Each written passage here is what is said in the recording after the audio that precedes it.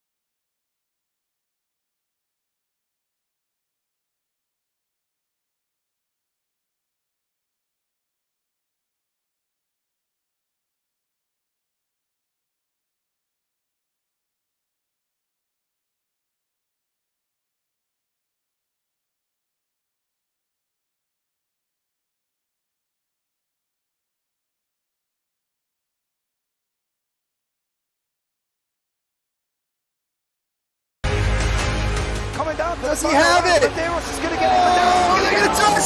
Haven't got it! He's on the outside line though, going into the fastest corner on the circuit. Surely this can't work. Dominic Ligner has got a sensational run outside line now though for the heavy braking zone. Around the outside goes the Audi R8. Look how much Miller's caught back into play. Exactly, Miller's still start trouble. He's not on second and change. All of a sudden, Miller's back in play. Can Barry do it? Big Barry's going to do it. Big Barry!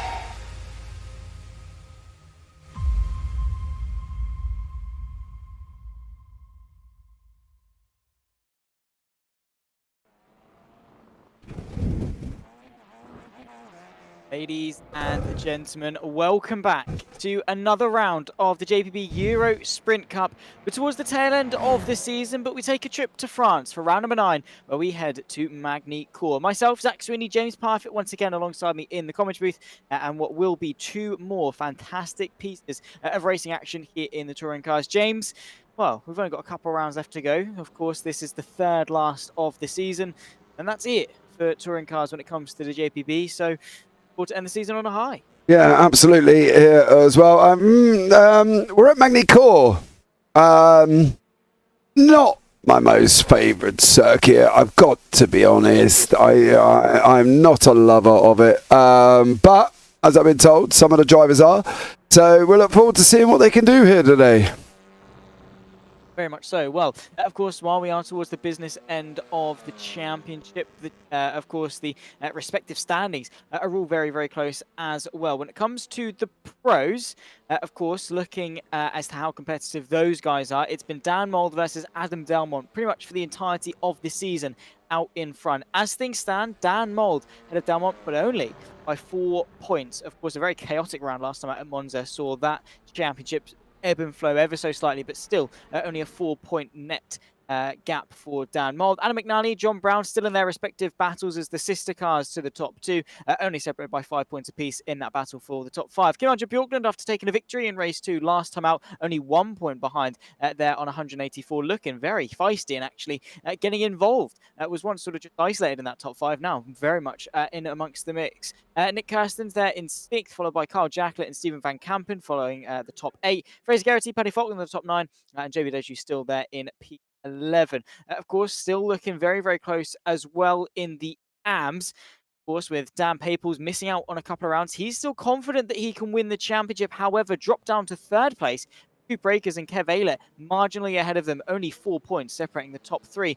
Not a million miles back either. It's Stuart Gibbons there in 4th, with Scott Malcolm rounding off the top 5. Then comes Dick Crowther, Chris Barnes, Billy Mole, Paolo Brem, Chris van der Linde the top 10, and Gary McFarlane still rounding out the top 11 in the AM. So, James, 3 rounds to go, 6 races left of the season, and, well, still both championships up for grabs. Yeah, they are at the moment, which is always good to see. Once more, we go, of course, into Jerez, then we finish the season in Zolder. So that's going to be an interesting one to see how these guys cope with the mixture of circuits we've got over the last few rounds as well. So I'm really excited to see how this one goes here. Don't forget, obviously, in the pro teams, it's still very close. There's only 1 point between Adam Dalmont, Adam McNally, and Dan Mould and John Brown. And in the AM teams, there's only 3 points between Blade Designs Gamma, which is Stuart Gibbons and Chris Barnes, and Kev Ailey and Billy Mole, with Sim Racing Esports Sweden Academy not too far away. So basically, all championships are still up for grabs. And I think that's what makes it an interesting one here as well. We are just going into qualifying at the moment. So these guys out on their qualifying laps. What do you think of Magny Cours, Mr. Sweeney? To be honest, I don't mind it. It's all right. My experience of it is fairly slim. I've never driven the track, but that's most tracks. That's pretty much every track. Well, no, yeah, fair enough. But it's fine, because next season on a Friday, look out, obviously, watch the face, because I'm going to bottle it every single round of the good old single-seaters that we'll do, of course, more on that at a later date. But Magny Cours, not a circuit I'm overly familiar with as a driver, but as a commentator, I've done a couple of things here. One of the IMSA iRacing series came to Magny Cours, and it was always a good battle. I know you're not overly fond of it. No. But touring cars, James, have some faith in these guys. I don't mind the touring cars. It's just Magny Cours. I just can't get to grips with it. It's another circuit with inconsistent off tracks. It's another circuit that just doesn't really get my, I want to say juices flowing, but that's probably the wrong terminology, to be honest. It just doesn't do it for me. I just don't like it. We've got that nasty Yankee chicane at the end as well, turn 16 and 17. I'm definitely not a lover of this. But look, so as I said, some of the drivers are, so that's all that matters at the end of the day, is what the drivers think. Me personally, definitely not a thing. It's too janky. It's no for me. I don't know. I've always thought it flows quite nicely. I can sort of see what you mean by the jankiness, but I don't know. For me, it looks fairly flowing. Again, I've never driven it, so you probably know a little bit more about that than me. But the racing side of things that you get here is always a lot of fun. Always some carnage around pretty much every corner. But obviously, you don't like it as a racing circuit. You still think the racing will be good at the very least? I mean, how important is this qualifying session going to be? The thing is with this is qualifying does kind of matter here, but it's not one of them tracks that we single out and go, oh, you've got to be here, you've got to be on pole to make this. It's not Monaco, it's not some of the more boring circuits that we've been to, but I don't think qualifying generally matters in most cars that we cover. We covered NASCAR, and qualifying, well, you might as well just throw it out the window because the geezer in 35th can win, to be blatantly honest with you. But I just think here it's... You've got Adelaide, where they can make a move. You've got 180 degrees, which is turn 9. You've got Chateau d'Eur, which is down in turn 14. And then, of course, you've got Complex de Lici down in turn 15. So there's options for overtakes, but it's just sometimes the middle part, it's just not good. And as I say, from a driver's point of view, they love it. From my point of view, no. Do I feel that it's going to be interesting in great racing? It always is, right? That's something to look forward to, And like Hungaroring for me is another track that's just meh.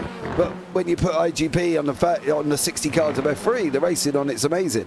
So maybe it might be good. Maybe we might see something a little bit different. Maybe it will surprise me and provide great racing.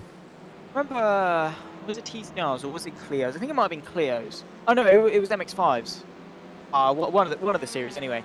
But to Sebring, you know my opinions on Sebring. I absolutely despise the circuit, and yet we had some pretty good racing. Same with the Circuit de la Sarthe. That I can tell you was MX-5 with a certainty when we took the more. Yeah. For those guys. So long. Again, it was. I had doubts and I had reservations because I don't really like Circuit de la Sarthe as a circuit to drive. but the racing was decent because slow cars on fast and flowing circuit. So just because we don't like it doesn't necessarily mean it's going to equate itself into bad racing. Obviously, even if the racing itself is boring, the consequences of it are always going to be exciting with how close the championships are. Yeah, absolutely. And this is what I mean. We're looking at the cars coming down the start-finish straight. None of them are on the track. But yet, it's not an off-track. And I just sit back thinking, you're not even on the circuit. Like, 4 wheels are over to the right-hand side of the white line. You know, the same there. You're not on the track. It's just... No, it's just the inconsistent off-tracks. It just drives me crazy. And, yeah... Well, let's hope the racing's better than my opinion on this circuit. Let's hope for that one. Fingers crossed, anyway. And, well, hopefully some racing anyway. Looking at the first set of lap times coming in, Adam Delmont rising to the occasion on a 49.0. Dan Moore just behind on a 49.1. And as per usual, the two of them pretty much head and shoulders above the rest. Nearly half a second back to the next nearest car. Of course, John Brown. Still early days in qualifying, plenty more laps to come in, I'm sure. As things stand, Delmont and Moore, they've got the usual form. Yeah, but it's Delmont, Moward, Brown and McNally. These are the ones fighting it out in the team standings. You know what I mean? That's something that they've got to be aware of as well. And then, of course, you've got Crowther, Akers, Gibbons, Peoples, Mole, Jacqueline, Brem, Kirstens, all battling it out as well in their respective championships. Crowther, Akers and Gibbons battling out in the AMs with Peoples down in 8th. With Billy Mole in there as well. You've got Jacqueline in the pros. So there's a lot of people probably not where they would be expecting here tonight. You know, we've got 16 cars here. We've got 4 times that people have not set times on at the moment. So we'll keep an eye on whether or not that's going to happen. Craig Waters is somebody that has just set a time. Craig is new into the series tonight, of course. So him and Alan McCain are there. So we'll see how they get on. But I think overall it could be an interesting one. You know, I'm hoping. There's that chicane. I just really don't like it, but never mind. Some people do. I mean, again, I've never driven it, so I can't really give much of a comment on it. I assume you mean the final chicane. Mm-hmm. Yeah. It's quite reminiscent of the final chicane at Donington, kind of. Yep. That's sort of the vibes that it gives me. And in fairness, it can be a little bit stop-start and very tight and obviously very single file orientated. Yeah, very easy to make a mess of. I'm guessing you're not very good at Magny Cours games, and that root of hatred for it. Bit rude. Is it wrong? No, I'm shocking here, but it doesn't mean that it's because of my driving ability. What's the track that you like that you're bad at, James? A track that I like that I'm bad at. Jeez, hold on. There's so many. So many to choose from. Yeah, exactly. There's so many I can pick out of that. But I think I love Interlagos, right? Everybody knows that. I'm just not the greatest there. Although I should know Interlagos inside out. We've been there so many times with so many different championships and know where my breaking points are and know wherever I still get it wrong.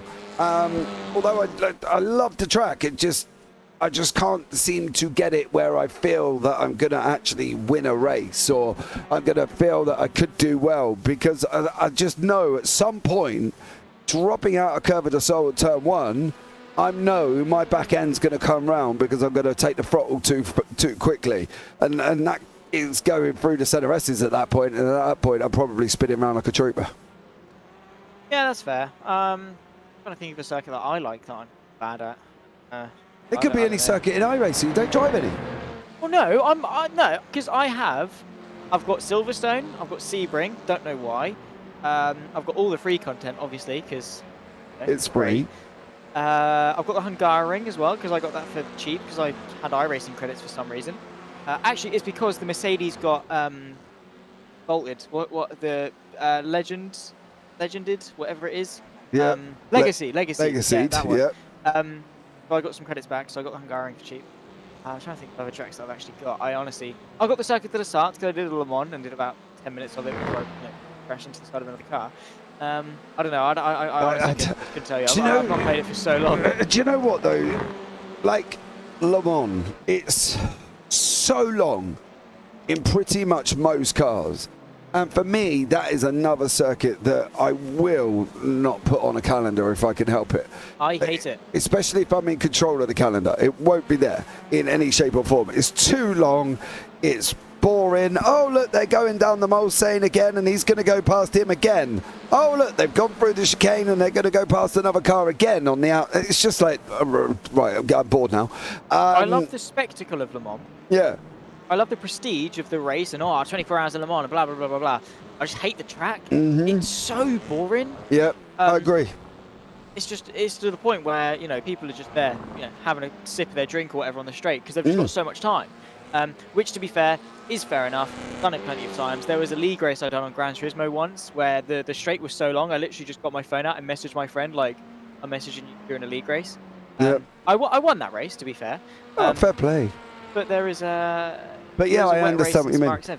But yeah, it's just boring. I want a technical circuit that is challenging and rewarding. Like, you know those circuits where you do a lap and you think, wow, hey, I'm sick at this. Obviously, you're about 3 seconds off pace, but you feel accomplished for doing the lap. That's the type of circuit I like. And that's the thing, right? We were talking about the next season's GT4, and Spa come up, and I was just like, no. And they were like, what do you mean no? I was like, no. I'm not putting a GT4 on Spa. Why not? Because it'll take ages and it'll be boring and I don't want to do it. So they ended up putting Spa on the calendar because obviously my admins are horrible to me and they don't like me in general. And some of the drivers come out and were like, oh, Spa. And I was like, see, told you. And it's just one of them things. I think Spa, Sebring, the Hungaroring, Le Mans, they're all tracks that are consistently on every single series calendar. Imagine the Formula Fords at Le Mans.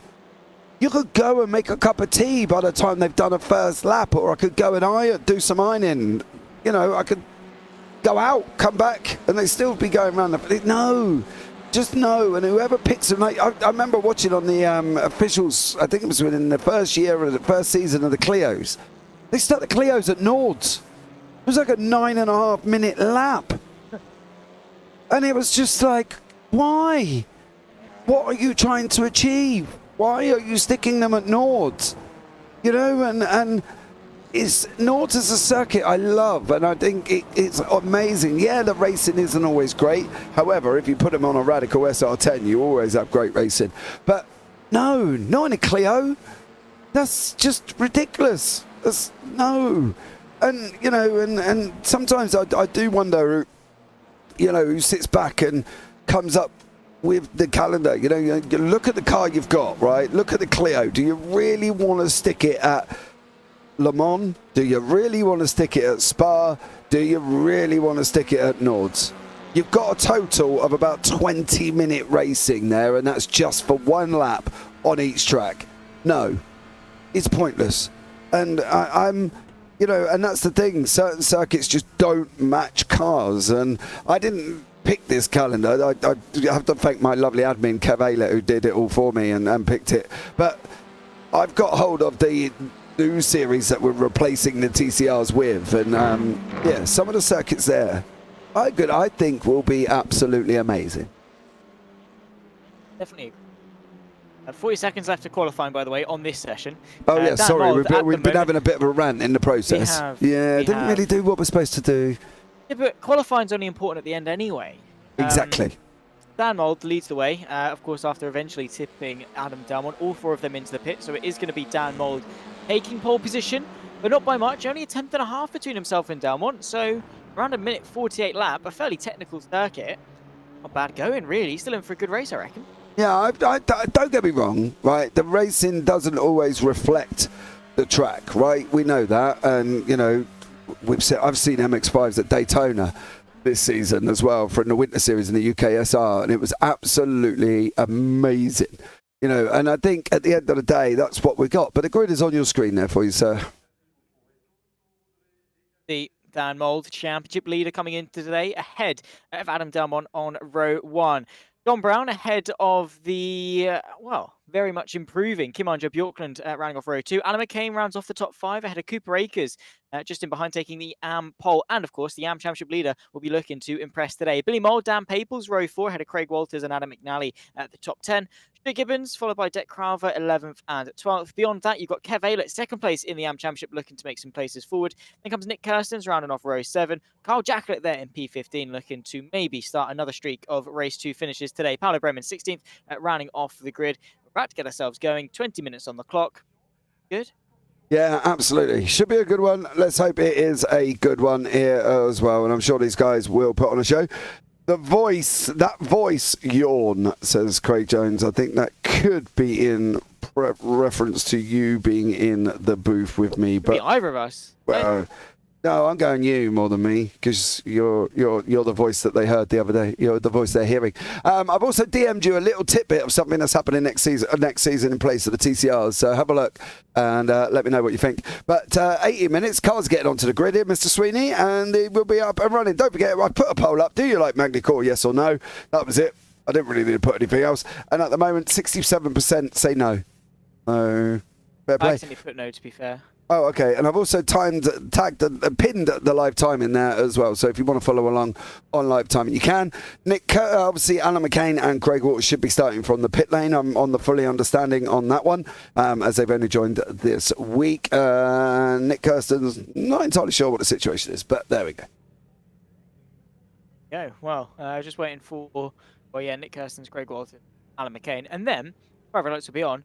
And then we're going to be racing at turn number 1. There you can see round number 9 of the JPB TCR Cup in the way. Fire lights are on and it's go here in Magny Cours.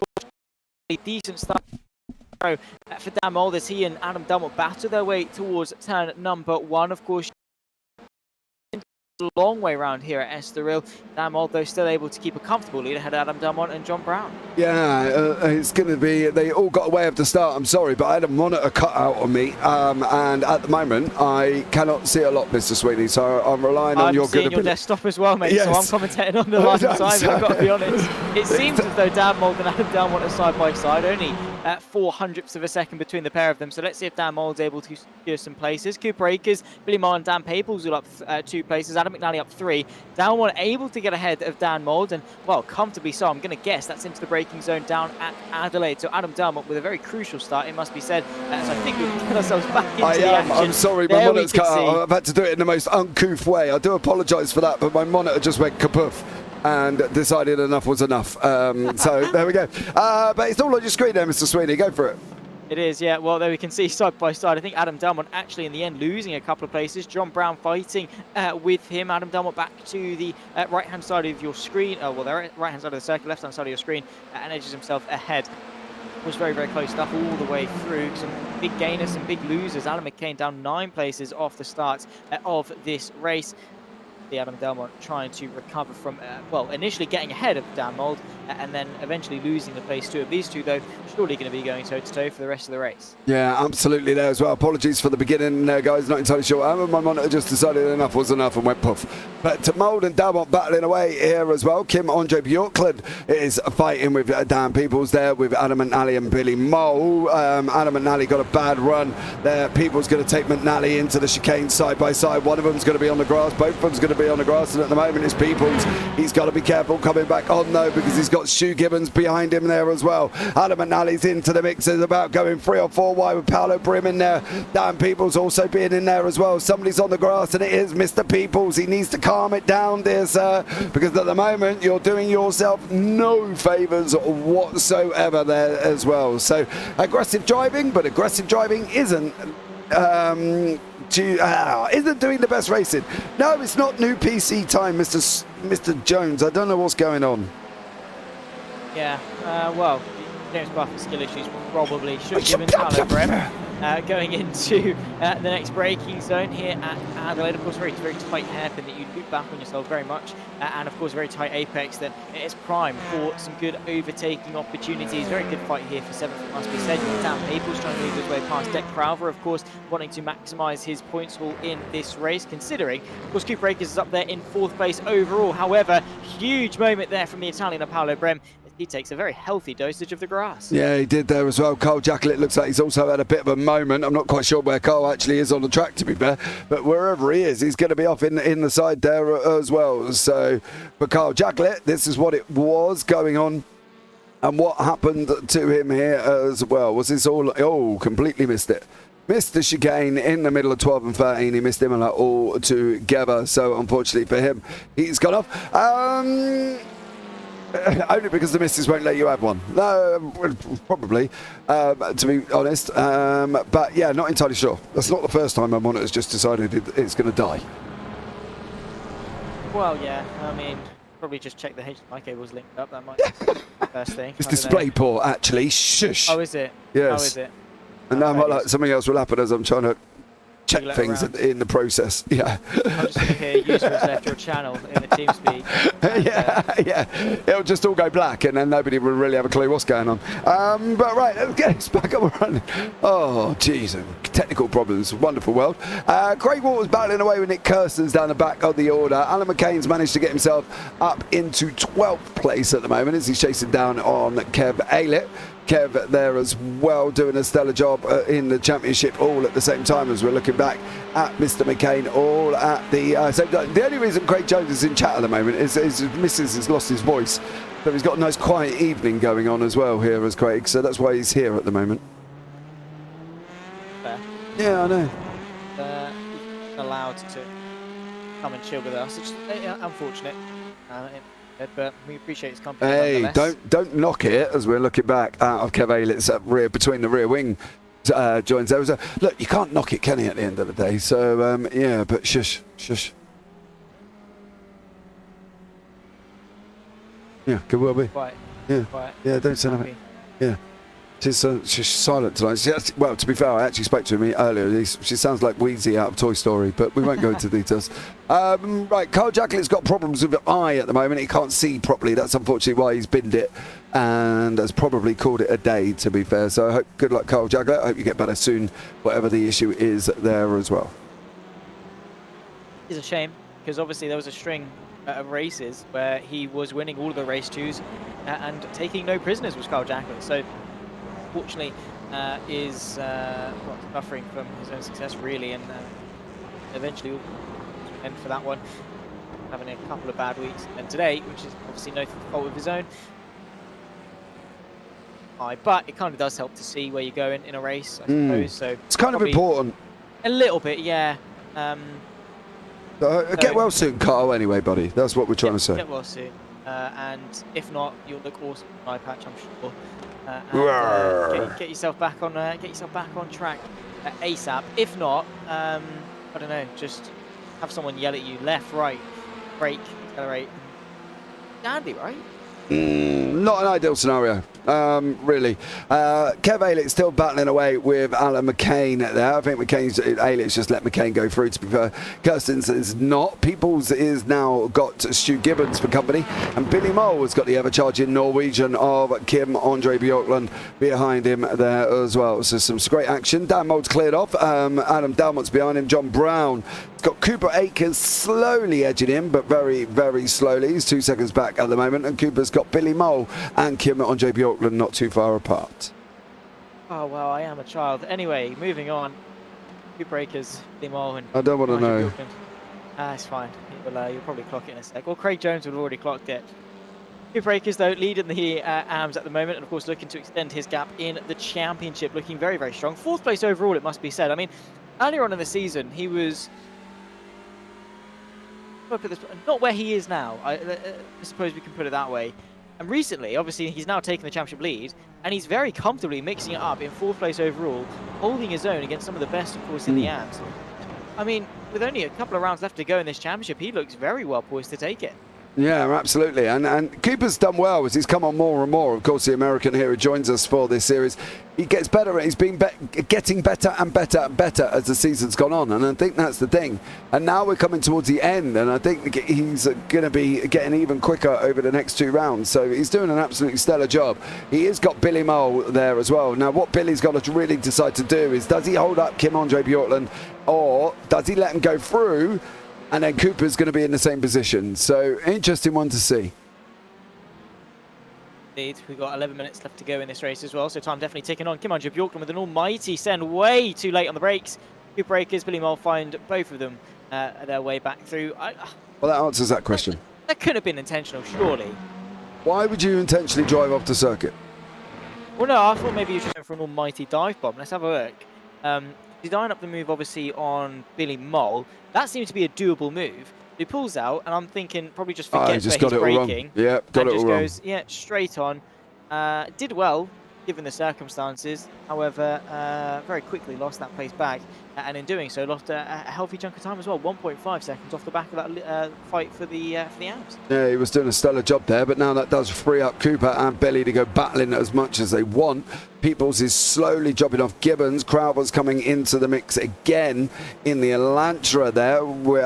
I'm sure he's in the Elantra. Yeah, he is. And Adam McNally is down the order there as well. What did happen to Adam McNally to get him down all the way there? Well, that Yankee chicane at the end. You're spinning, dear sir. Not a good idea. And enjoy that slowdown, Mr. McNally, there as well, because the chicane is so loved by everyone. Caused him a bit of a problem. So that's so. I'm not salty at all, dear sir. And I prefer vinegar. Thank you very much. Oh, you do? Oh, yes. Right. Yeah, I'm the opposite. I don't mind not having vinegar. I have to just have loads of salt on everything. It's just the way to be. Anyway, hippie preferences aside, two breakers fighting away. Kim Andrew Bjork and of course Billy Mole able to find a way through. So great move there for the Hyundai. Two breakers though, not overly fussed, I suppose. With Dan Paples there in third, and of course Kev Aylett down in what is 5th place in the AMS. Two breakers being in second, he's still gaining points at the end of the day. Yeah, Billy Mole has managed to get past Cooper. I think for him, I would just let Kim Andrew Bjorklund go, to be honest. You know he's going to catch up to Billy Mole. So let him go and allow him to pull Billy Mole back into you, to be honest, because I think that's probably going to be the smartest thing to do. The trouble is Cooper's got Peoples right behind him. McCain and McNally have just swapping places as well. And they're running side by side there. The I-Race of Alan McCain battling away alongside Alan McNally. So a great fight, but this is going to be one that's going to develop here as well. How is Peoples going to approach this? Probably and hopefully not with the same aggression he was approaching it on the first lap. Well, we'll find out. All will be answered in due time. But, of course, that is a fight for the championship. Only 4 points separate the top three.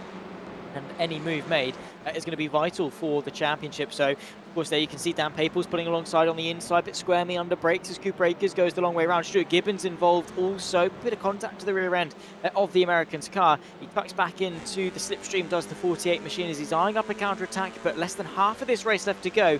Into the next braking zone, Coupe Breakers not close enough. Dan Paples through and able to, of course, be the leading force in that championship fight for the AMS. Cooper's gone into the pit lane. Wonder if that's a problem there he's got, or has he racked up? Limit? Could well be. Could well be there, sir. I'm not going to say it's not, because we really don't know on that one. Is Cooper just driving straight through? No, he stopped. So that was a fast repair. Yeah, that was a fast repair as well. Right, yeah, maybe he sustained some... Billy Mole overtake this one? I don't know. Whatever it was, either way, obviously decided that the damage was too bad and couldn't continue. He joins this race down in last place in the AM, so a huge detriment to him. On the flip side, it's reverse grid pole. It is, yes. Top 15. Bittersweet. Yeah, oh, yeah. I don't think that would be points a race too, isn't there? Yeah, but I don't think that would be. Oh, Craig Waters and Kev Aylett having a moment there as well, coming round where they're into Chateau de which is actually it's turn 9 in 180 degrees. They're going down through Imola now, turn 12 and 13, and then into Chateau de which means Castle on the Water. There we go. It does. Castle of Water. Don't be pedantic. I'm saying I've got an A in my GCSE French. I don't know how, because the entire speaking exam I just said je ne sais pas, which means I don't know, and somehow managed to scrape a pass. Je ne sais pas. But anyway, carrying on. Craig Walters, of course, after making the contact earlier, rejoins the race in 12. To my understanding, is under sort of the late entry pass, so long to either the pros or the AMs. What's happened to Nick Kirstens though in the 69 machine once again going into Adelaide? Missed breaking point. Well, done, I suppose. Yeah, missed your breaking point there as well. Mole now has got Bjorklund behind him. So again, it's the decision time for Billy Mole. Does he let him go? And can he hold people's back that 2.6 seconds over the last 6.5 minutes? Or does he fight and chance that he's going to hold him up here? So bit of a mixture for Billy Mole at this moment in time. It's a decision time. What is he going to do? That's going to be the question. The poll is still up though, Mr. Sweeney, and at the moment it's still 67% do not like Magny Cours. How many votes are there, though? Yeah, it's a bit light at the moment. Not all people voted, so at the moment there's 6, but we'll take it. 6. So, yeah, voted. So, 100% would be 4. 3, So 4. -1 and swap it over, so it's 50-50 actually, if I actually click the right option. Well, you can amend it. Can you? Yes. Really? Yes. You should be able to amend it if I'm not mistaken. Right, so back to the action while Zach figures out technology there as well. As we've got Billy Mole, Kim, Andre Bjorkland scrapping it out here as well. Did let him through, which is probably the best position for him once more. So well done to Billy Mole. He's got Mole, Peoples, Crowber, Gibbons. Now this is going to be the AM situation at the moment. It is Mole winning the fight here. I do love the fact that Billy Mole's got Billy the Whiz, and he's got a kangaroo on the side of that car instead of us all knowing Billy the Whiz. If you've read any of the Dandy magazines when you were a kid, Billy the Whiz was a little boy who used to run fast. So yeah, but Billy Mole being from Australia, he has got a kangaroo on the side there as well. Who likes it out of you two? Nope, can't stand it. I'm impartial. Really? I don't mind it, don't hate it. As a circuit to commentate on, it's not bad. Never driven it, so I can't really give a nailed opinion. Yeah, it's just a circuit that's there, honestly. I don't necessarily live up to the hype of that everyone gives it. Oh, it should be back on the Formula 1 calendar and blah, blah, blah, blah, blah. I don't really care. It's just a track at the end of the day. There's nothing overly special about it. It was fairly sort of Bland.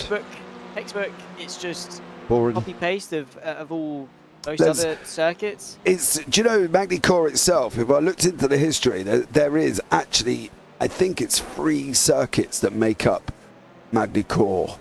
And I'm going to do some research because the circuit itself was actually made, I believe, was made out of Magny Cours. It's another one of them non-originals, do you know what I mean? Here as well. Like Kota. Yeah, Kota. Where it's just like bits from here, bits from there, and it's just like a track of fired ideas. Yeah, I'm going to do some research. You carry on for a second while I do some maths. Digging, I suppose. 3 minutes left to go. Well, 4 minutes left to go of race number 1, and then we get to do it all over again. Race number 2, of course, top 15 reverse. As things stand, Kirstens will be the one taking to the top step. Harlow Brem joining him on the front row. So plenty more action yet to come here at Magny Cours. It was a bit spread out as things stand. It's Dan Mould leading the way by 5 seconds. Clear of Adam Delmont. That is going to be a huge stake of claim, of course, for his championship. Going to be looking to extend the points gap even more. As things stand, it is 4 points between the pair of them, but more points are on offer for race number 2. Of course, that's the one where Adam Delmont will be starting in front of his championship rival. That's the one where he could make up like we saw last time out at Monza. So don't give up just yet. If Adam Delmont is your favourite, which, you know, sorry for you, I suppose, then fear not, because there is still a chance for him to recover some points in the championship. Through the right, then the left here at the final chicane, Craig Walters. Avila a bit of a hard time. Yeah, he is at the moment. Right, information on the circuits that make up Magny Cours, and the circuit's name the corner name represents the circuit. So Estoril, as we're going around the turn 3. Then we're going to go into Adelaide, which is the sharp hairpin at the bottom of this. That is obviously Adelaide.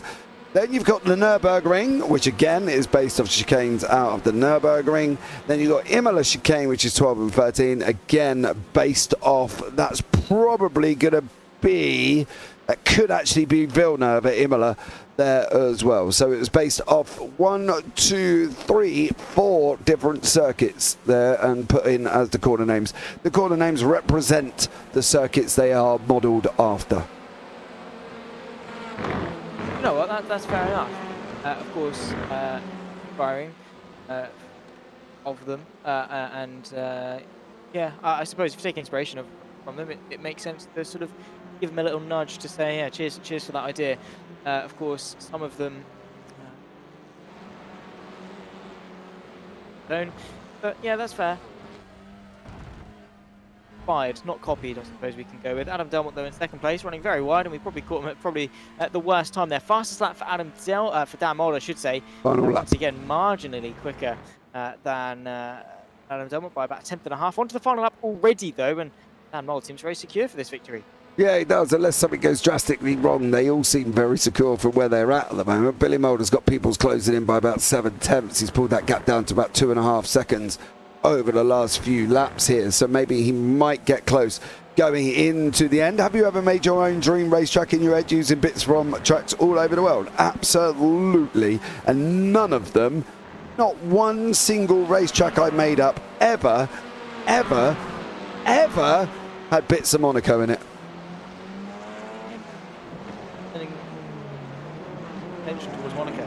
Yeah, I don't like it. It's boring. The guy on pole generally wins, and I can eat my Sunday dinner for the first 10 laps. I can go sleep for the rest of the next 62, wake up for the last 10, and it will still be the same bleating order it was last time, unless something miracles happened and somebody stacked it into the wall. Me personally, I'd love to see Monaco with the hay bales on the side of the track. The chances of the cars ended up in a canal, I think, would be awesome. Because, you know, that's proper old school street racing for me. But there you go. Billy Mould, Dan Peoples battling away on their run through Imola, going down into the Castle of Water, if you want to be precise, and then down into Complex de Liche at the bottom there as well. So let's see if this situation can change as they go around the last few corners. But Dan Mould, is going into 16 and 17, is going to come round and take the victory for you there, Zach. Indeed, what a sensational victory it will be for Dan Mould. Of course, taking pole position by a couple of tenths of a second, victorious in race one and extending that championship lead with the fastest lap as well. So triple whammy for Dan Mould. Adam Delmont 6 back in second. John Brown completes the podium. However, Billy Moll, the Australian driver, taking to 5th place overall and the AM victory as well. Dan Paples up there in second, of course, closing the gap to the top two in the championship. And I believe with that, potentially as well, the championship lead ahead of Kev Ayler and Cooper Akers down in P12 and 13 overall. Of course, that is 4th and 5th in the AM. So plenty of points gained, of course, for our respective championship battles. Plenty more fun yet to have. We'll run you through the final finishing order in a few moments' time. But race one is all right. Race 2 is going to be even better, though, I hope. Well, let's see. We're going to have Dan Moll closing through the field. Hello, Kyan. Greg's son joining us in YouTube chat. Obviously, no Carl Jacklett. No, unfortunately not. Yeah, down in 16. A non-finisher, but it's essentially then a complete reverse grid. Nick Kirstens will take to pole position. Dan Mould victorious in this race, though. Delmont and Brown complete the podium. Kim Andrew Bjorklund, of course, they're in 4th place, making some good progress versus his championship rival, of course, of Adam McNally down in P10. Billy Mould, Dan Paples, Deck Crowther and Stuart Gibbons, the top 4 in the AM race. Chicane and McNally, who complete the top 10. Craig Walters, of course, for the latecomers class, the only one out there, but his first and last, but 11th place overall. Cooper Akers and Kev Ayler, as well as Paolo Brem, completed the AM classification. And Nick Kirstens, as I say, 15th, but with that reverse grid pole, could make it round in race 2. Yeah, he could as well. Latecomer is also Alan McCain. I think it's because Alan's done a series previously. His details were in as pro, but Alan McCain is another one that is off the latecomers list here as well. So there you go. That's corrected itself for you. Going into race 2 very, very shortly. Going to be an interesting one. Going to be an exciting one, I'm sure. 3.5 minutes to go. So there we go. Okay. Laughing at. Kyan is Craig's son. He's done BDLV commentary with us as well. Kyan's just put, I think I go to school with Zach. What? Kyan's only 11. And I think he's digging at the fact that your voice might sound young. Ah. And he said, well, I think I go to school with Zach. Mate, I get served on a night out, so... Just. No. Well, not to out myself too much. Honestly, some places I was like, you know what, I'll go in with some swagger, some charisma, some confidence. Just hand in my ID, you know, laugh it off, go with it, whatever, and hope they just read the year. obviously 2006, I turned 18 this year. As long as I don't read the month and the day, I'll be all right. So I hand it to her, and she looks at it. She's like, yeah, that's all right. So she lets me order the round, and this was my round. So in fact, she did actually save me some money. Someone else spoke to her and said, actually, can I have another look at your ID, please? I was like, no, you've already looked at it. Too late now. You said I'm 18. She's like, no, because I need to look at the month and the date. No. I handed it back to her, tried to like tap my way out of it. It didn't work. And she said, nah, sorry, can't serve you. And then my mate chips in and goes, can he still pay? And she was like, she was like, nah, sorry. And I was like, got to be honest, I respect you for that. You've taken my drinks away from me. And you stopped me from paying for a round. Yeah, so and you saved me money. we're even. Yeah, I'd have made you pay. I'd have said, yes, you can actually. Give your money to your friend. You pay away as well. Yeah, exactly. But there we go, guys. As well, the everlasting stories of a teenager in Mr. Zach Sweeney. Check out the book that's coming out there as well. Available on the JPB. Yeah, absolutely. All proceeds go to charity. So that was really nice of Zach. That's really nice of Zach donating all proceeds of his book to the Big Dreams Little Voices BDRV Rainbow Trust. So thank you very much for that one, Mr. Sweeney, as well. So like a horrible person. Oh, absolutely. Go on, pull it back now, I dare you. It's like those stories of people that say no on the card readers to donate 5p or round it up. Oh, I say no all the time. I say no all the time. I do. Unfortunately, the only thing I will do, and I do this every time, partly because I've worked in the industry, I will physically tip the waitress or waiter, but that is only if they get to keep the tips, because I hate this sharing out thing. It is a nightmare because they share them out, and then the manager pockets something just for standing, could be stood in the corner doing nothing. I don't like tip culture though. No, I only do it obviously, if you're moody, and I might as well wear my dinner in the lap by the time she's chucked it on the table, she ain't getting nothing. But my general rule of thumb is if me and the wife go out, it'll be a couple of quid, because obviously, it's normally £1 per person generally is the rule of thumb for tipping. So over here in the UK, because we're tight and we don't do this whole American thing. I hate the American tip culture. Yeah, honestly, 10%, 20%, 50%, whatever. Saying that though, I ordered a takeaway the other day for delivery, and they asked me would I like to tip my driver. I kind of figured, no, if you're not paying him enough, that's not my issue. But there we go. So tip your waitresses, everybody. Give them a quid. They do work hard and they get paid peanuts. So that'd be ideal for them. Obviously, as I say, if you warm your dinner on your lap or your drink over your head, probably not best to give us some money. But there we go. Joey, welcome in. He's just put ha ha ha. So I don't know what point Joey's actually come into it, but whatever point he's come in, he's found funny. So that's always good. Stand-up comedy from. Right, really. Zach, I didn't expect that message there, dear sir, in YouTube chat. So thank you very much for that.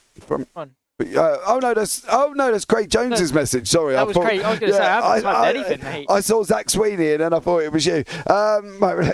Craig, only you. Right, race 2. Anyway, now let's get back to. We're a professional broadcasting outfit here. We need to get back to the grid. There you go. Nick Kirsten's on the pole position ahead. Paolo Brem, the Italian, joins him on row 1. Kev Aylett, Cooper Akers, 3 and 4, of course, both of them in the hunt for the AM Championship. That'll be a spicy second row. Craig Walters, the top 5. Adam McNally behind in 6th. Alan McCain just behind, beating Stuart Gibbons there on row 4. Deck Crawford, Dan Paples round off the top 10. Billy Moll and victor of race 1 in P11. Then comes Kim Andre Bjorklund. Then our podium of race 1 for the pros. John Brown, Adam Delmont, Dan Moll, the top 15.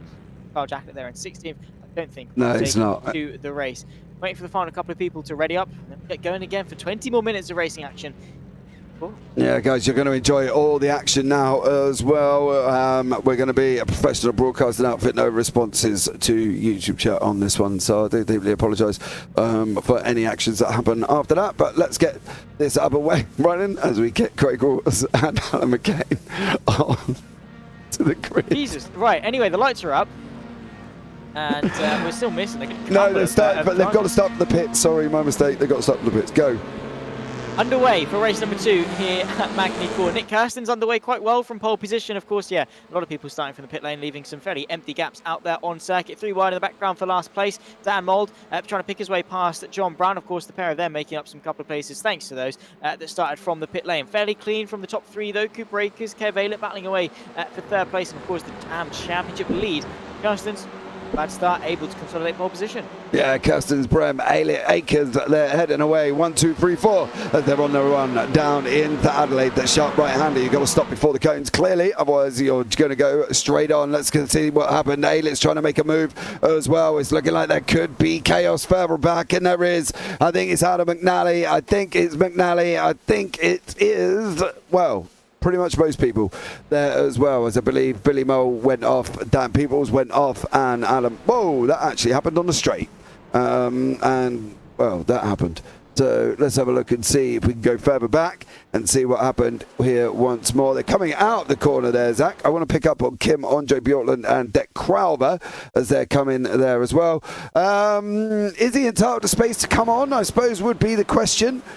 People's getting it all a little bit wrong there, going 3 wide, and then I've got a funny feeling Crowther or Bjorkland are going to come across the front of each other. Yep, Crowther's coming over. He's still coming. And then it all just goes peak tong for everybody. That is 3 of the AMs out, out and out. So that should be great for Kev Aylett if he keeps it going here. And Adam and Ali and Cooper Aiken still battling away. Yeah, well, look at that final formation. The 4 of them battling away for, of course, third place overall. They're going into the next braking zone. You can see the SRL machine, I think, of Adam Delmont trying to pick his way past Paolo Bremen. And, of course, get after Nick Kirsten's already into third place in the pro field. Once more, of course, Delmont still languishing back in 9. So, a good start, as always, for Delmont in these reverse grid races.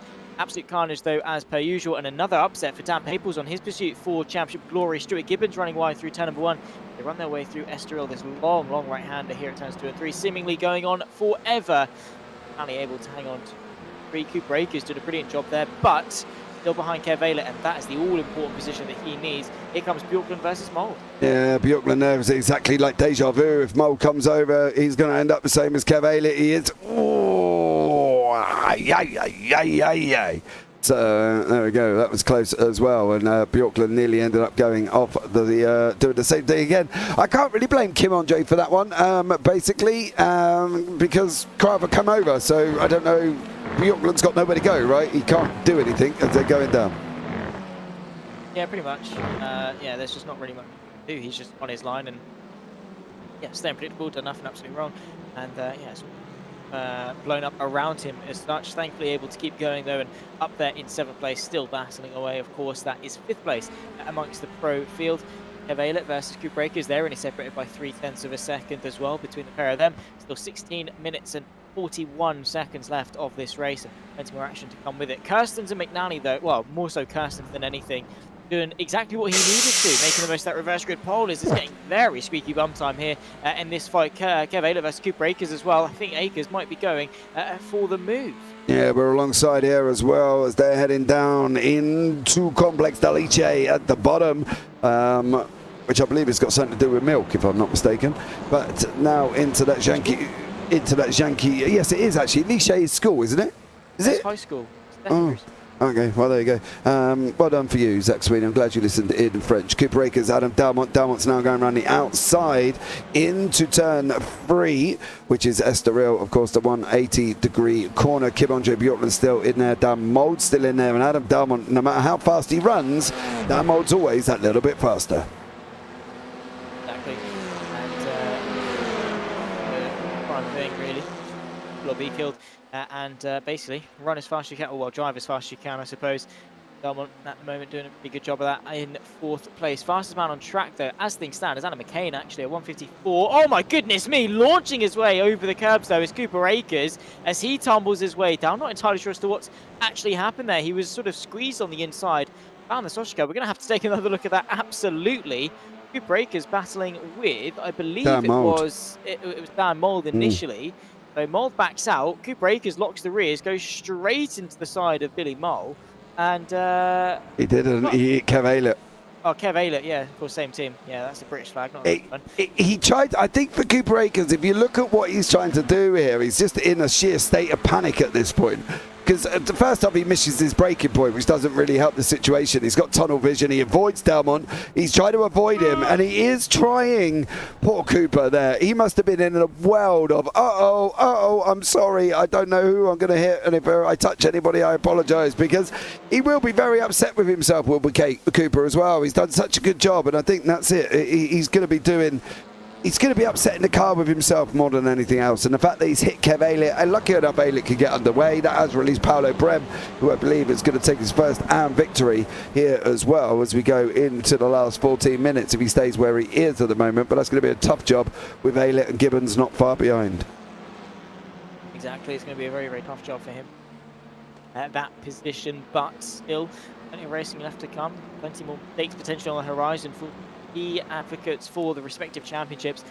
Yeah, Cooper Akers, easy done. Been there, done that. Definitely got the t-shirt in braking too late. Probably too focused on his mirrors, seeing what Dan Mulder's going to do. Then looked back and thought, oh, got a break now. Yeah, and, I don't know if that's the words that would be actually going through his mouth. They're the broadcast-friendly words. Oh, okay. Well, yeah, that's fair enough. Joey G there in YouTube chat just put oof. Yeah, he, unfortunately. It's one of them moments, though, where you do sit there and think, oh, Jesus, who am I going to hit? Who can I avoid? Where can I go? And unfortunately, car's down on the left-hand side. He couldn't go anywhere rather than just trying to... it was almost like handbrake turning the car, to be fair.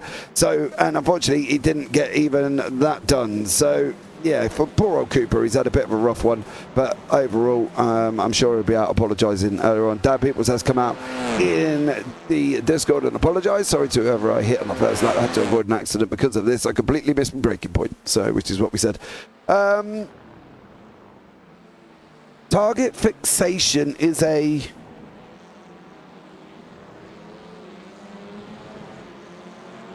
I can't work that one out, to be honest. Can't work the sensor out. Yeah. Turn 1 VIR backwards. Oh!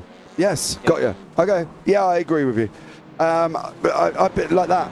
I would have, to be fair, if I was Adam Dalmont, I probably would have followed McNally off the side of the circuit. I've done that as well. I literally have done that. I followed somebody and they went off track and I just followed them off because I just lost where I was going. The track went right and I went left. So there you go. But Dalmont and Mould now battling it out as they're in the second and third spot. 4 seconds to Kirsten. Can he hang on for another two? Dalmont has lost a place to Mould. It's now freed up Mould, and Mould's now going for it. Bjorklund's in there as well. What's Bjorklund going to do here? As he's going to be able to I was going to say battle away with Kim on J. Bjorklund. Is Bjorklund going to try and run it up the inside? Is he going to send it free wide? He's going to push Dalmont and try and get Dalmont there as well. It's not. Dalmont's going to hang on and let McNally come around the outside there and do a great job. Yeah, beautiful racing that we've got in store for us, of course. Dalmont able to lead the way in it, third place, but behind Dan Mould, and that is the thing that he's going to be focused on in this race. He doesn't necessarily care where he finishes, as long as it's ahead or behind of Dan Mould, and at the moment he's 2 seconds back on his championship rival. That's going to be 4 points lost for Dalmont in his pursuit for the championship, but no shortage of racing action here today. Drivers maybe need to focus forward as opposed to on their rivals are doing.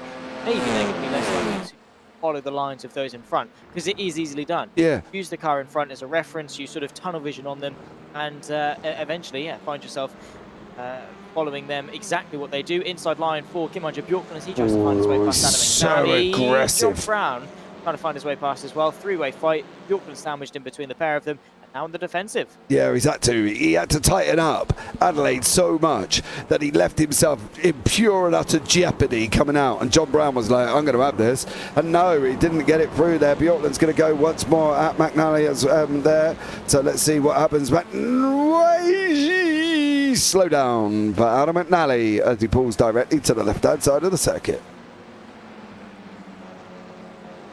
Very, well, sketchy at times here at Magny Cours. There's a lot of oohs and ahs coming out of our mouths, and but for good reason, I suppose. People, well, yeah, I suppose people can play, just not necessarily top driving when it comes to incidents as such. But then again, it's not necessarily all of their faults. It's one driver making a mistake, and then the drivers around them sort of forced into a trolley problem of sorts. For those unfamiliar with it, it's there's a train coming around, there's 5 people tied to the track, or you can flick a switch and, you know, change the course of the direction of the train and go for one. And in that split second, drivers have got to think, do I veer off course and aim at someone, or do I stay on course and, you know, go into the back of 5 people in front of me? And sometimes you have to sort of go with the great or good, but it's a very difficult decision to make in the heat of the moment, and in doing so, it has led to some fairly sizable incidents. Bjorklund versus Brown, though, still raging on. They battle for 4th. Yeah, looking back end from the back end of that Audi, there you can see the rear wing. Then you can see John Brown just about in his SRL Audi there, just above us at the moment there as well. So a great job from these guys. Nice little fighting happening once more, and some great action, I'm sure, to come as we go into the last 9 minutes. Kirsten's gap's 2.2 seconds. I don't think he's going to hold on. I've got to be honest, I think Mold might just grab hold of him. I mean, how long we got? We got about 7 laps, 6 laps left. Yeah, I mean, fast up there. 4 tenths quicker. That's 5 laps worth of racing. If he continues at that pace, of course, it's not necessarily going to be 5 laps, because once he gets within a second, it'll then be exponentially increasing for him to close the gap with slipstream as such. So let's see Nick Kirstens versus Mold. Yeah, already sub 2 seconds. Yeah, he's pulled 2 seconds out of 2 laps, and he's got 1.2 out of the last 2. So from lap 3, 4, 5, and 6, he's pulled 4 seconds out of Kirstens, and now Kirstens is down there trying to roll away like a scolded dog. And to be honest, I wouldn't even bother, because he's going to catch you at some point, whether it's going to be this lap or the next one, because at the moment he's pulling out 1.3 seconds out of you. So Mold, well, he drives me crazy in TCRs. He's so quick. I'd love to be as quick as him in TCRs. You'd love to be as quick as anyone on this grid, wouldn't you? Hey, put me in a truck. Put me in a NASCAR truck and I'll show you how quick I am. Well, obviously not last night's incident that I showed you. I was gonna bring it up as to say, well, it's all good being quick unless you get, you know, intentionally wrecked into the side of the barrier. But that's just NASCAR for you, isn't it? Really? No, that was no. I was slowing down for a yellow flag. For God's sake, how is that NASCAR? It's just poor driving from the other guy. I wasn't going to say you, although I'm sure you probably did have your fair share of poor driving. It's fine, because I let it put it out. I was up like 16 positions at that point, and made some great moves, and I was clean, and I was not doing anything silly. I've watched enough NASCAR to know how and where I should be driving, and unfortunately some people just didn't quite have the same opinion. That's new because James is commentating over driving. Hey, I did that the other day actually. Watched the Triple Bypass broadcast. I was driving and commentating at the same time, multitasking there as well. I did a stunning job. It's difficult. I did that. I did a clip on an F1 game a couple of years ago, and I got about 300,000 views on TikTok because of it. People seem to love it. I did another one, a race at Zandvoort. I got about 60k views on that one. People seem to love it when people live commentate. Well, maybe I'll clip it and do it then. There as well. If anybody's wondering what actually happened to me, there is the link in YouTube chat. That was what happened to me during last night's NASCAR track race. So yeah, if you want to see why I was a little bit upset, you can, and why I put my protest in. That has already been looked at within about 5 minutes of me putting it in, and I'm going to presume that young gentleman is no longer on the service for at least a week or so. The particular individual that decided to decide of your car on purpose, taking a big wide 180 arch at the same time.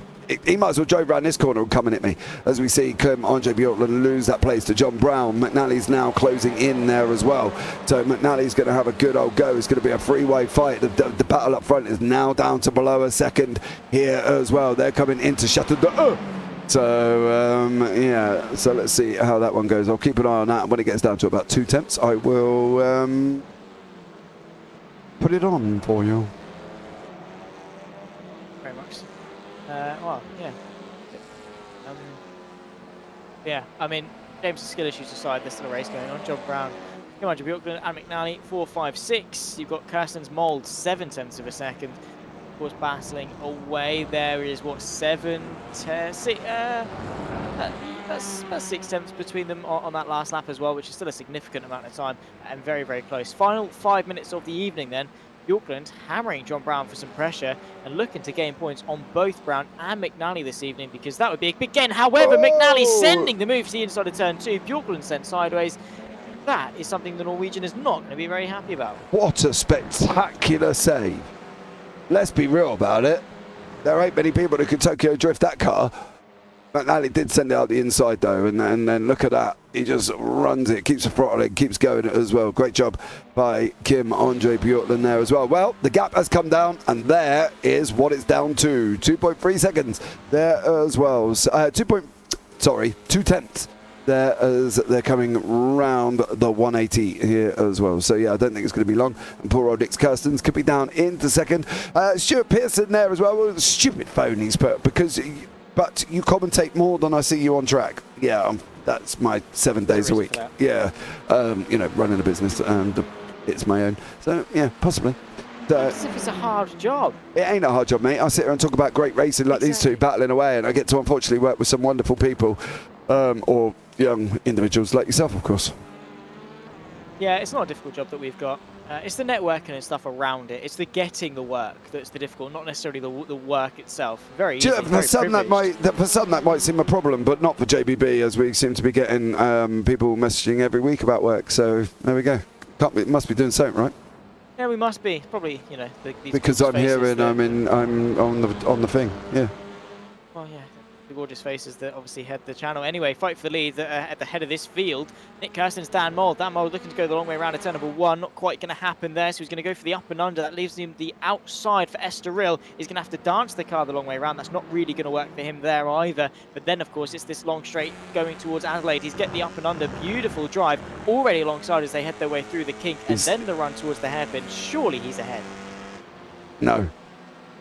By the time they reach the braking zone, surely. Yeah, he should be, but it depends what Nick Kirsten wants to do here. Does he want to be sensible, or does he want to send it around the outside? And either way, me personally, he's now going to try and cut back him coming out in that little Honda there as well. And is he? No, he isn't there. That picture looked quite deceiving there, because at one point I thought he was alongside there as well. But Nick Kirsten's not quite there at the moment, and now, unfortunately for Nick, no apologies, Nick. He has just pulled 5 seconds out of you over the space of about 5 laps. I do expect him to try and be escaping very, very shortly. So that's Darmald there as well. Adam Darmald, John Brown, McNally still on track, of course. Stuart Gibbons now is trying to get onto the back of Paolo Brem. That's Paolo Brem just in front of us with his Italian stripes down the middle. So yeah, great job from him as well. Paolo leading the arms, but Stuart Gibbons is coming, and he's coming quite quickly. Lovely. And yeah, of course, the fight for the AM lead. Let's see what Stuart Gibbons can do. But on to the penultimate lap. If I can speak English. Yeah, we're top-tier commentary here at JPB, ladies and gentlemen. Dan Mold, Scott Barty, my man from Australia. You guys do a great broadcast. Thank you very much there as well. Despite all of our moments, should we say, as well, but at least adds character. Yeah, at least it's interesting. That's the way I like to put it on with it as well. There's nothing more than checking out a broadcast, and you can go to sleep in 5 minutes there as well. That's generally me during the Monaco Grand Prix. Goodness, mate, it is Sunday dinner at the beginning for the first 10 laps, and I fall asleep. Done. Don't need to worry. Whoever's got pole and whoever's leading after 10 laps is generally the leader. So Kim Andre Bjorklund trying to chase down Anna McNally. This could get spicy on the final lap if Kim Andre gets close, because he ain't afraid to put his nose up where it's not necessarily needed, and sometimes makes a gap that isn't always necessarily there. McNally, steady. Where you going to go? Bjorklund doesn't even know what he's doing. Oh, Kim Andre there getting hard on the brakes, trying to not... I don't even think McNally decided where he was going to go. Yeah, I've got to be honest, that was very, very well held from McNally. However, Kim Andre Bjorklund reacting to it quite nicely. Of course, not able to capitalise it off it just yet, but still looking to find a way past into the final couple of corners. It's going to be Dan Mold. He's going to drive his way to a double victory here at Magny Cours this evening and extend his championship lead. Once more, about to cross the checker flag, but we're following Kim Andre Bjorklund in his pursuit for Adam McNally. Find Dan Mold across the line as soon as we can. There he is through the final chicane, of course, dancing his way over. Sensational drives here this evening for the championship leader, of course, looking to stake his claim at the top here in JPB. A nicely driven race for him, very well maturely handled. right to the line Oh, there he between got McNally him. and Bjorkland. He's able to get him into 5th place. Bjorkland able to find a way through. And let's see as to how this has happened. Oh, McNally went in deep. Oh, no. Round complex delete. McNally went in deep. That allowed Bjorkland to go through there. I've got to, the thing is as well, I've got to praise Bjorkland for that moment where McNally went sideways, right? Because he could have been forceful and sent it through on him. And then it would just would have all ended up going wrong, right? We would have seen that and it would have gone chaotic. But Bjorkland hold back on the accelerator and he held the brake and he wasn't really sure which way to go because he didn't really know what McNally was going to do. So he didn't send it in at all. So fair play to Kim Andre on that one because I've seen so many people think, yes, he's making a mistake, I'm going to go put it up here. And then next thing it all goes wrong there as well. And that accent reminded me of a really bad dad joke I got told earlier on as well. So there. Why are pirates pirates? They are. Because they are. Grow up, James. No. You don't. No, you Come were on, too... you got to be there. No. You got to be there. No, you were too passionate with that. I couldn't. There was just... What's going on up here? Hey? Who is that? Oh, Dan's allowed Billy Mole through. What's their contact? Either way, I'm sure that it's for something there once more. So great job from these guys. The feature results are on your screen now, Mr. Sweeney. Dan Mould victorious once again here at Magny Cours. Nick Kirsten's there in second with Adam Delmont rounding off the podium. Losing points, though, more crucially, to his championship rival. John Brown, Kim Andre Bjorkland complete the top 5 ahead of Adam McNally, who had a day to forget this evening. Alan McCain up there in P7, of course, the outliers in the form of the late entries. Paolo Brem victorious in the AMS for the first time, we believe. Stuart Gibbons and Deck Crowver round off the podium. Kev Aylett there in 4th. Cooper Akers behind there as well, rounding off the top 5 for the AM. So losing a couple of points, but his victory in race 1 probably should make up for it. Craig Walters ahead of Dan Paples, who had another disastrous evening in race 2, losing out more points in that pursuit for the championship. Billy Mole rounds off, of course, in P15 after the highs of an AM victory in race 1, falling back to last in race number 2. We're going to head our way over to the interview room and have a word with a couple of our drivers and see who is up to having a word with us, because it's always nice to get a bit of insight, isn't it? Yeah, it is. And Cooper Akers is sat here waiting for you to have a nice, lovely chinwag. And I bet the first thing he says is, I'm going to apologise to the drivers I hit. Go for your life. Pull him in. Let's see what he does. Yeah, let's see. Cooper Akers, welcome in, of course, to the commentary booth. Of course, congratulations on what was a very good race 1, and well, it came all apart ever so slightly in race 2. I'm sorry? This evening for you, of course, race 1 wasn't too bad. Race 2 fell apart a little bit. Do you think? It fell apart on me. I didn't expect Delmont's braking, but even then I probably went too deep. I was trying too hard to keep up with Kev and tried avoiding all of them, but just missed and ended up hitting Kev. But it's on me. At the end of the race, I said I caught up to Kev, but I told him, like, yeah, I'm not going to pass you because I ruined that for you. So, yeah, not a good weekend, but I didn't expect much from it to do well here. But again, need to stop doing stupid stuff like that. Yeah, again, I think everyone suffered from the same mistakes as such, just a bit of a calamity thing. And yeah, not the biggest mistake, one that we've all done. Unfortunately, just had some fairly sizable consequences that see you fall down a little bit. Still confident about that AM Championship, though, going into the final couple of rounds? I have good hopes going into Jerez because it is a track I actually really enjoy driving. Zolder for the triple header. I'm not familiar with the track, so I'd really have to put the hours in. But as long as I clean my incidents out a bit, I should be able to do fine. So confident, maybe. I mean, your results of recent have been very, very strong. And in fairness, it is a very, very close championship. Of course, you're not the only one that made mistakes today. Both Kev Ayler and Dan Paples had their own respective issues. So, I mean, at least there, you know, you're not alone in losing points in that AM Championship. And hopefully it all sort of it balances itself out going forward. Yeah, we'll see how the last couple of rounds go. We will do indeed. Thank you, of course, for joining us. Before we let it go, any shout outs you'd like to give? Nope. Some stuff. Thank you for joining us. Take care. We'll see you next week.